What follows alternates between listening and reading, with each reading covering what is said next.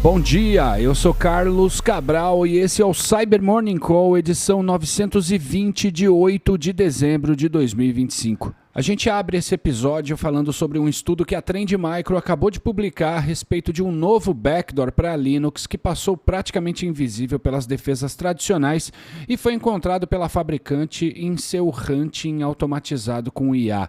O Ghost Penguin é um backdoor multithread para Linux escrito em C++, que oferece ao atacante shell remoto e controle completo do sistema de arquivos, tudo trafegando por um canal UDP criptografado.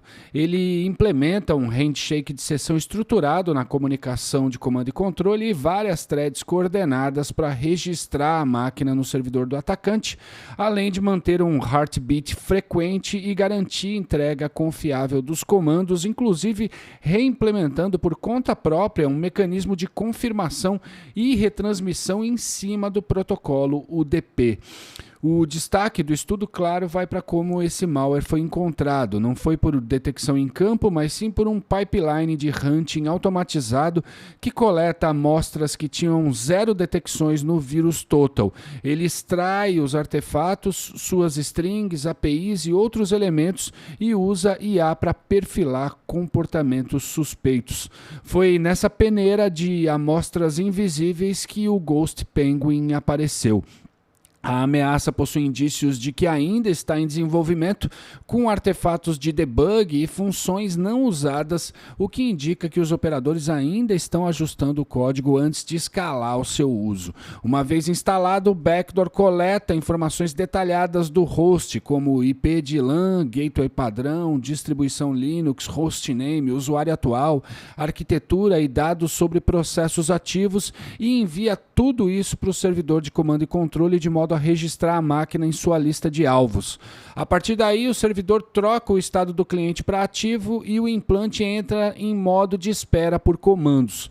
A lista de comandos é ampla, desde iniciar e controlar um shell remoto, listar diretórios, ler, escrever, criar e apagar arquivos, alterar timestamps e navegar por árvores de diretórios, tudo fragmentado em múltiplos pacotes para caber no limite da estrutura do protocolo UDP. Até o momento, o relatório não atribui o Ghost Penguin a nenhum grupo conhecido, nem detalha o vetor de infecção inicial. No entanto, o documento possui indicadores de comprometimento e outros dados para você conduzir um hunting aí na sua organização.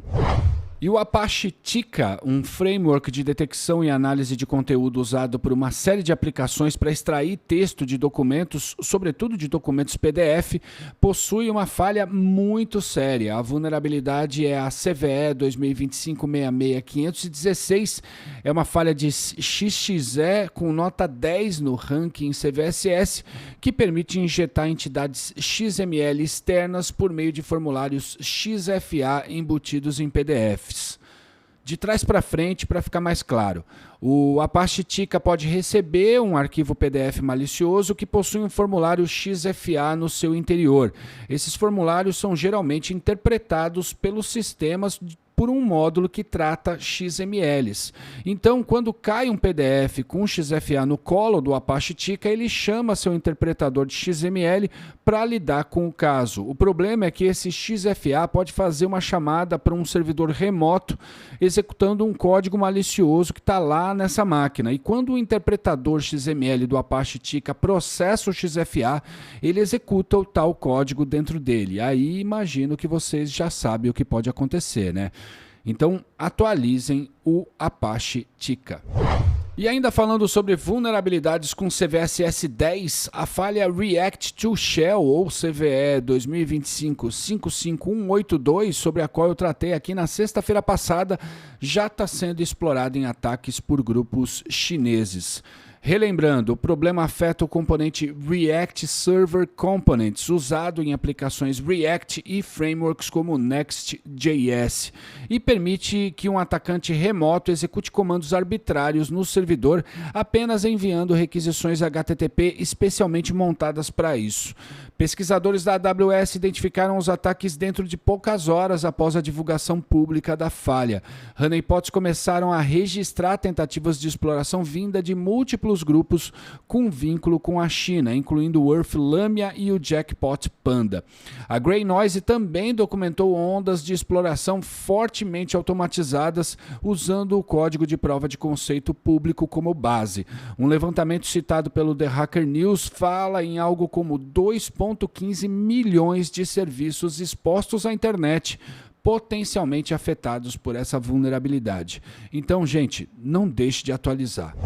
Fechando o episódio, a Sophos detalhou o Shania, um Packer as a Service que vem sendo cada vez mais usado por grupos de ransomware para proteger seu código e que inclui um EDR killer bastante agressivo.